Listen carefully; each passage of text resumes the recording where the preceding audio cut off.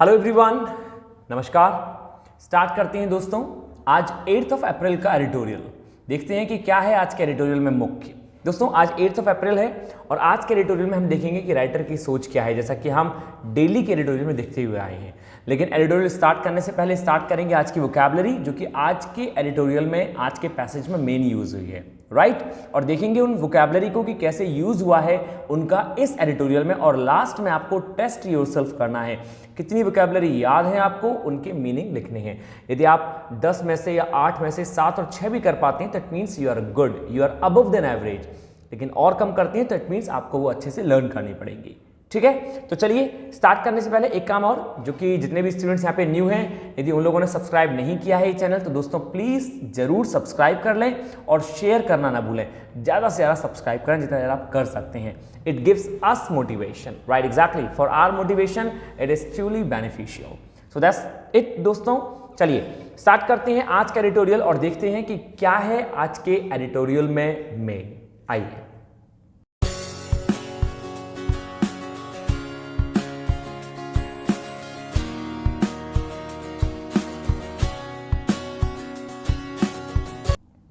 तो ये है दोस्तों आज की वोकैबुलरी।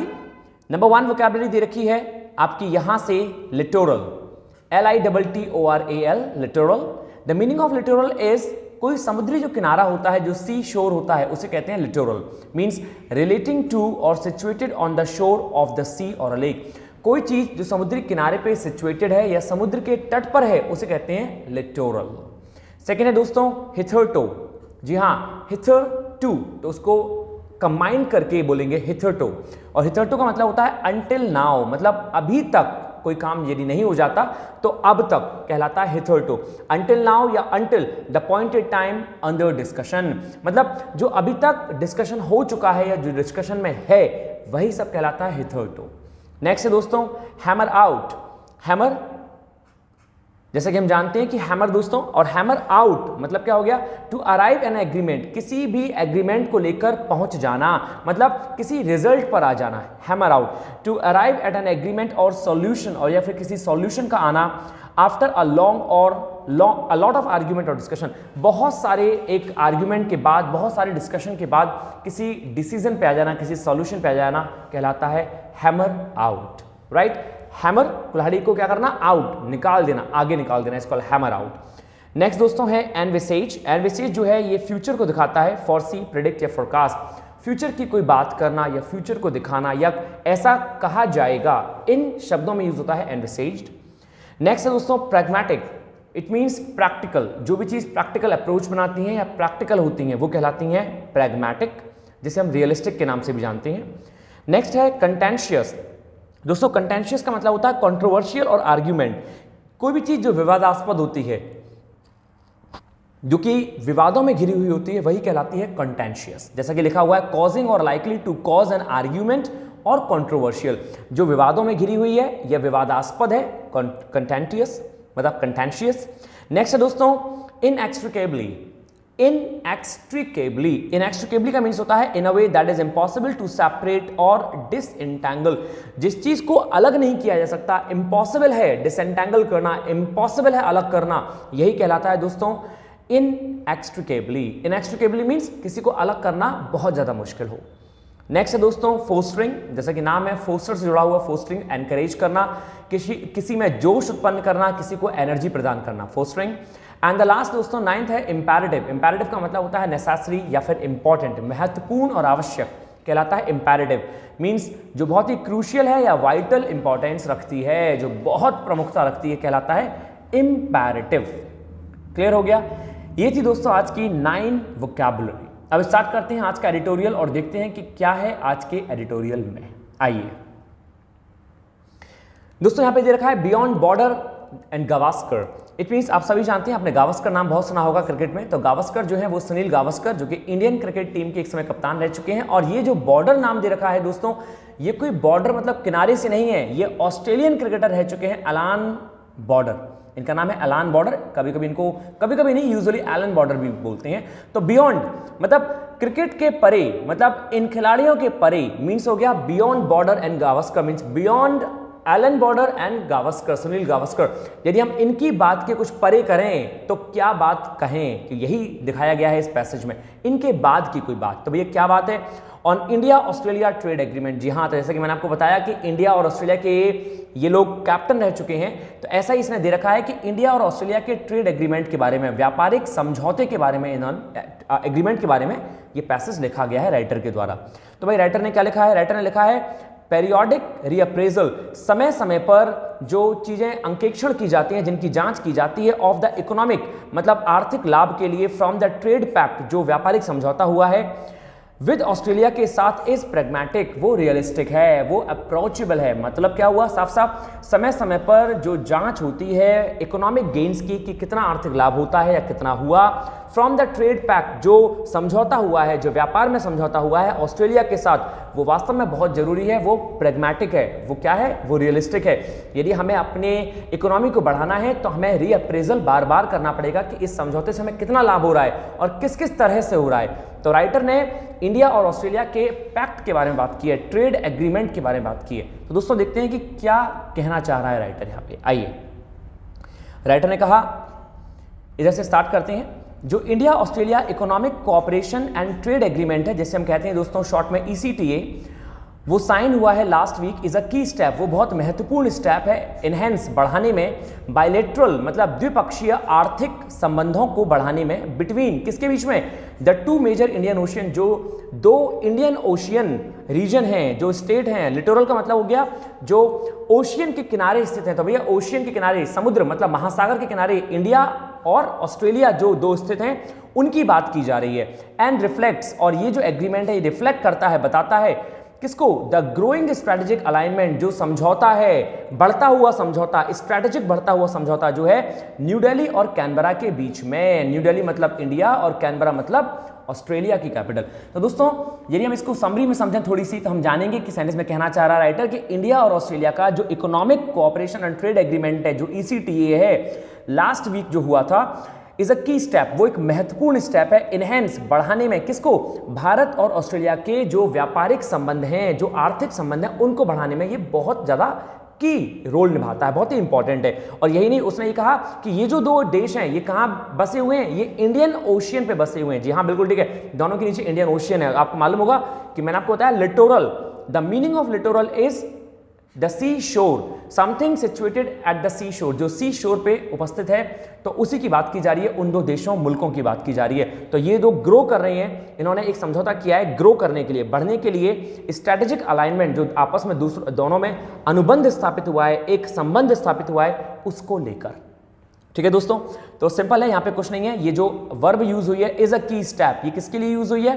ये ट्रेड एग्रीमेंट के लिए यूज हुई है। ध्यान रखेंगे यहाँ पे ये जो वर्ब है, अक्सर स्टूडेंट्स का क्वेश्चन होता है कि इसका जो सब्जेक्ट है वो है the India Australia economic cooperation and trade agreement. तो इज अ ट्रेड एग्रीमेंट मतलब ECTA के लिए यूज है, राइट, ये सब्जेक्ट है। चलिए आइए आगे देखते हैं। आगे उसने कहा जबकि, वाइल का मतलब हम लोग जानते हैं, जबकि इंडिया का, भारत का जो एक स्ट्रॉन्गर टाई है, मतलब जो बहुत मजबूत संबंध है ऑस्ट्रेलिया के साथ, हैड इट हिथरटो मीन्स अब तक, लार्जली सेंटर्ड अराउंड, वो लार्जली बहुत बड़े तौर पे घूमता था, बहुत बड़े तौर पे घूमता था। क्या लेके घूमता था भैया? Their common colonial legacy of cricket, मतलब अभी तक जो इनका संबंध है वो केवल कॉलोनियल ब्रिटिश शासनकाल से जो क्रिकेट चलता आ रहा है उसको लेके घूमता था। इनके जो समझौते थे, इनके जो संबंध थे, वो केवल लिगेसी मतलब परंपरागत जो क्रिकेट चलता आ रहा है उनको लेके संबंध थे, कोई और संबंध नहीं थे इनके बीच। बेस्ट एग्जाम्प्लीफाइड, जो कि बेस्ट एग्जाम्प्लीफाइड किया जाता है, जिनका बेस्ट एग्जाम्पल जो दिया गया in the border Gavaskar trophy, जो बॉर्डर गावस्कर ट्रॉफी में दिया गया, मतलब जो पुरानी बात की जा रही है कि जो बॉर्डर मतलब एलन बॉर्डर और जो सुनील गावस्कर ट्रॉफी है उसमें इनका एग्जाम्पल दिया जाता है। मतलब इन लोगों के बीच जो मैच होते थे वो बहुत ही सौहार्दपूर्ण होते थे। तो इंडिया और ऑस्ट्रेलिया की जब बात आती थी तो केवल क्रिकेट मैच के दौरान आती थी, बाकी तो कोई नहीं जानता था कि कौन इंडिया और कौन ऑस्ट्रेलिया, कोई बात नहीं करता था इन दोनों के संबंधों के बारे में, राइट। आगे इसने क्या कहा?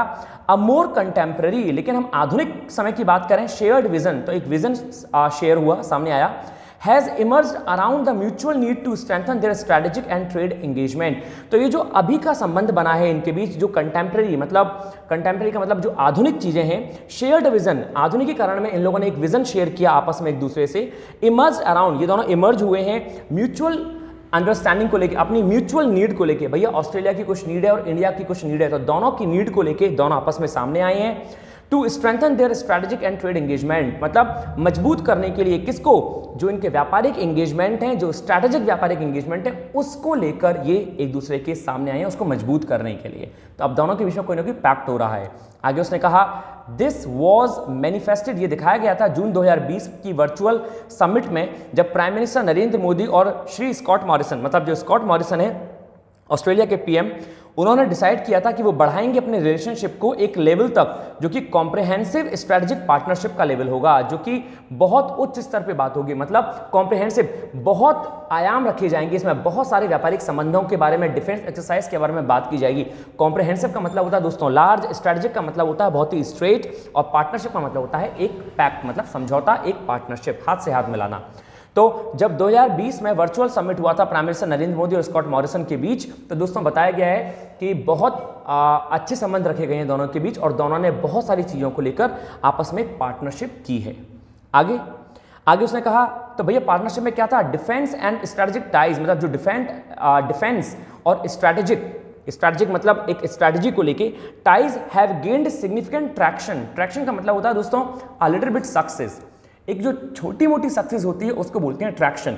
तो डिफेंस और स्ट्रेटेजिक टाइज संबंध जो हैं हैव गेन्ड, उन्होंने बढ़ाया है एक महत्वपूर्ण छोटी मोटी सक्सेस को।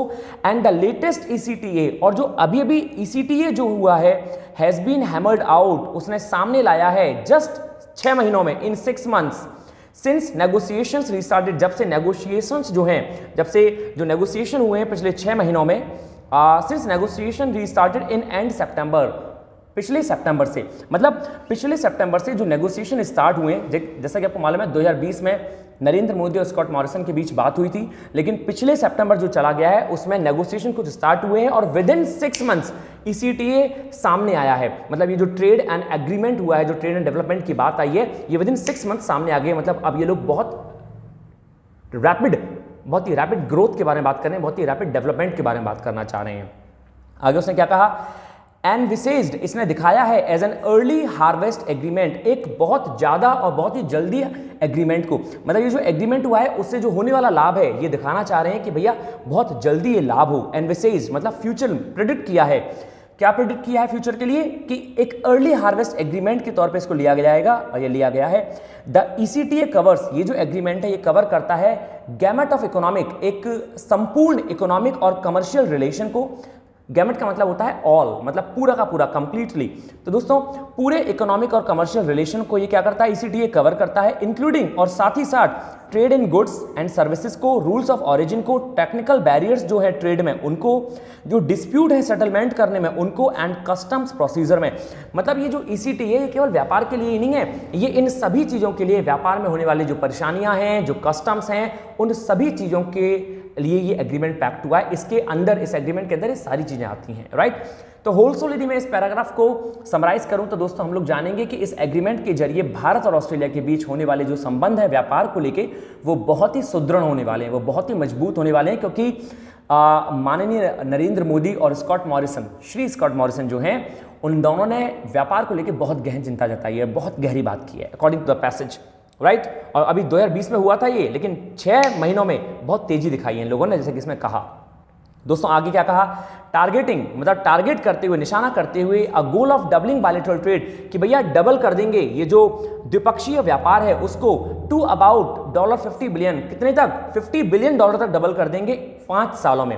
मतलब 5 सालों में ये डबल हो जाएगा, कितना हो जाएगा भैया, $50 बिलियन। पहले कितना था, $27.5 बिलियन जो 2021 में लॉक किया गया था, उससे 50 बिलियन हो जाएगा। बहुत बढ़िया बात है भैया ये तो।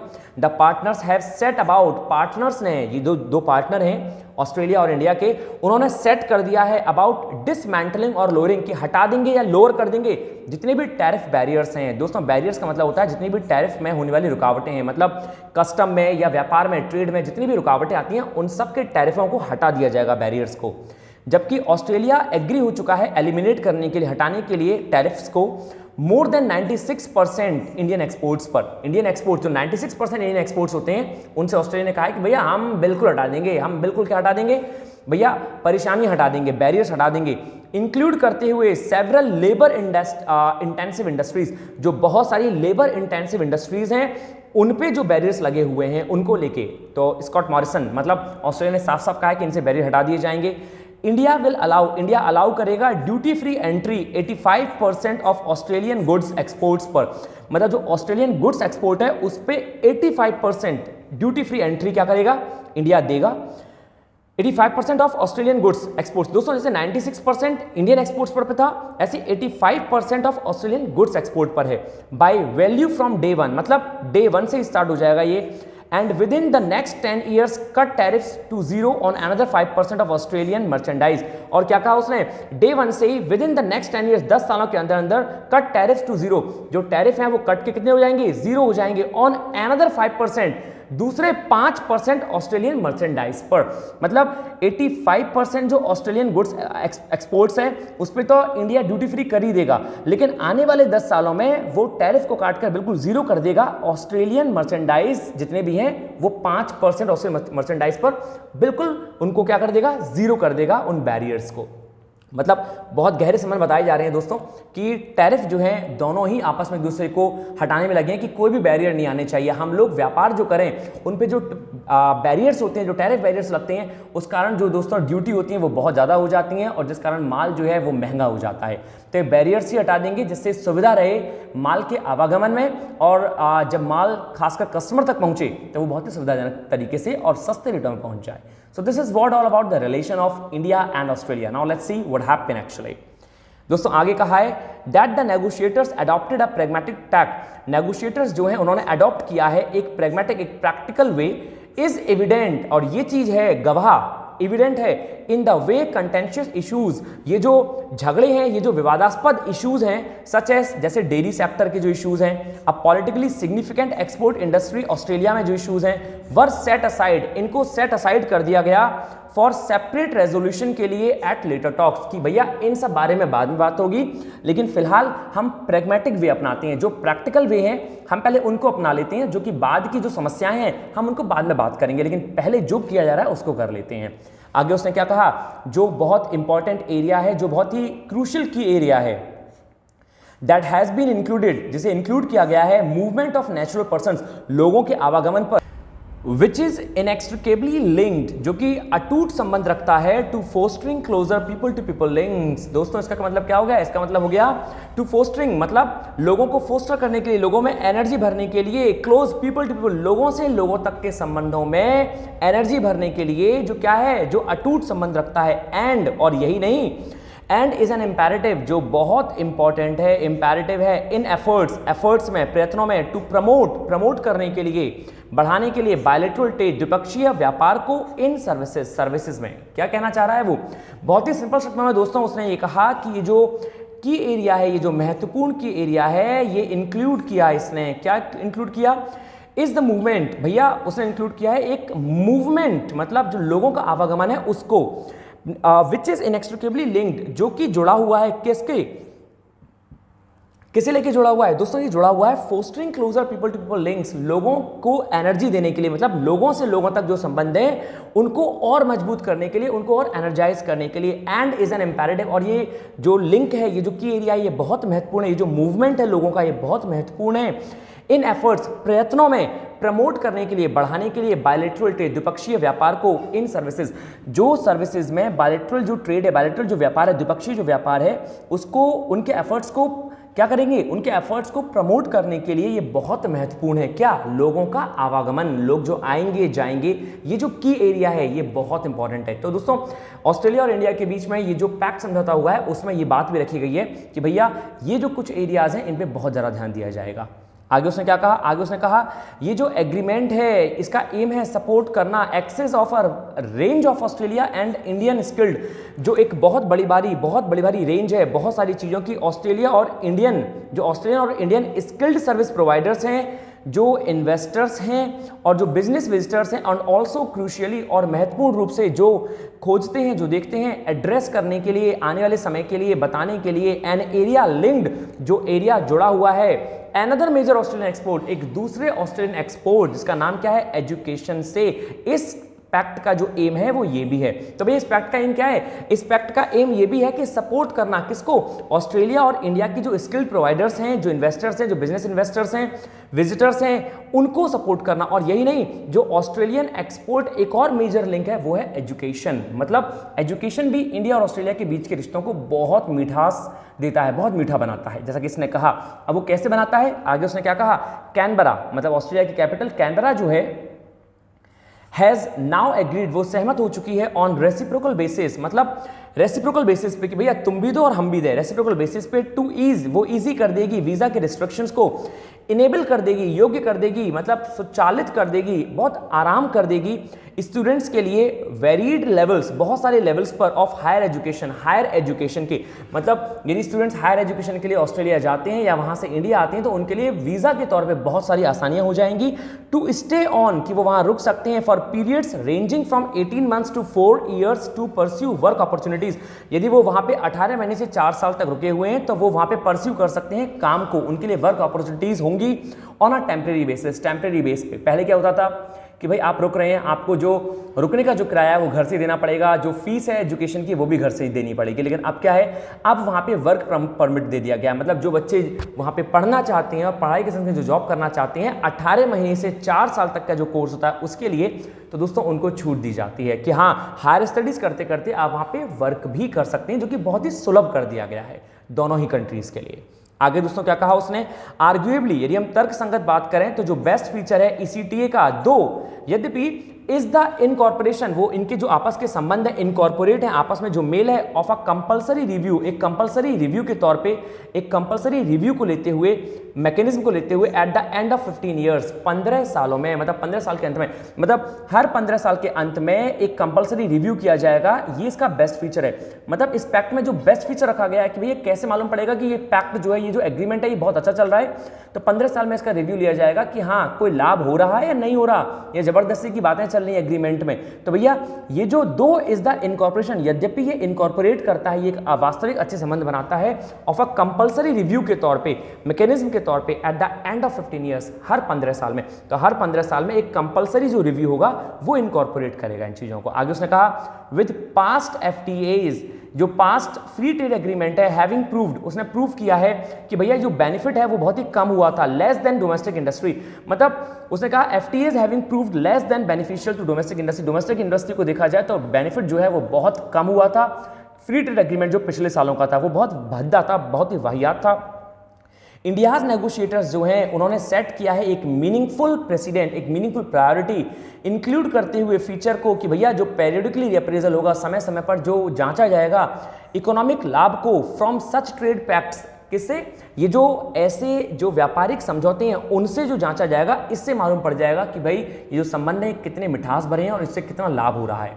तो साफ साफ उसने फिर से रिपीट करूंगा, इंडियाज नेगोशिएटर्स, इंडिया के जो नेगोशिएटर्स हैं उन्होंने सेट किया है, हैव सेट, इंडियाज नेगोशिएटर्स के लिए वर्ब आई है हैव सेट, उन्होंने सेट किया है, क्या सेट किया है? एक अर्थपूर्ण प्रेसिडेंट, प्रायोरिटी सेट की। और प्रायोरिटी क्या है? वो इंक्लूड करती है कि समय समय पर इकोनॉमिक जो आर्थिक जो लाभ होंगे ऐसे ट्रेड एग्रीमेंट से उनकी जांच की जाएगी और यदि कोई सुधार की जरूरत है तो उनमें सुधार किए जाएंगे।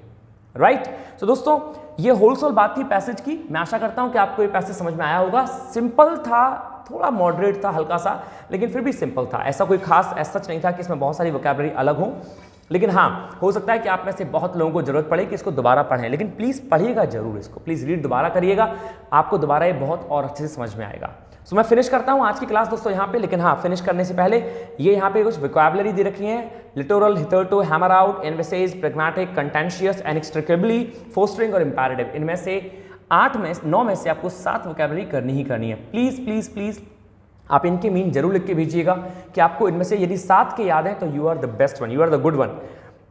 9 के 9 आते हैं तो फिर आपने फाड़ दिया, मतलब आप फाड़ू हैं, मतलब you are the superman, right. But again if you know at least 7 then that is also good guys. ठीक है, तो फिनिश करते हैं आज की क्लास यहाँ टेस्ट योरसेल्फ पे, और मैं आशा करता हूँ कि आपको समझ में आया होगा। लेकिन हाँ जिन लोगों ने सब्सक्राइब नहीं किया है कि प्लीज़ दोस्तों आप सब्सक्राइब जरूर करिए और सब्सक्राइब करवाइएगा, शेयर करिए ज़्यादा से ज़्यादा इस वीडियो को, और यदि कहीं कोई मेरे लिए फीडबैक है तो मुझे ज़रूर बताइएगा, मैं आपके लिए एडिटोरियल लाता रहूँगा। और साथ ही साथ हम लोग स्टार्ट करने वाले हैं अब बहुत जल्दी कुछ दिनों में ग्रामर को, तो ग्रामर जो कि आने वाले एसबीआई एग्जाम के लिए बहुत इंपॉर्टेंट है स्टूडेंट्स के लिए, राइट। सो थैंक यू दोस्तों, take care of yourself, stay happy, stay healthy and stay hungry. Thank you, नमस्कार।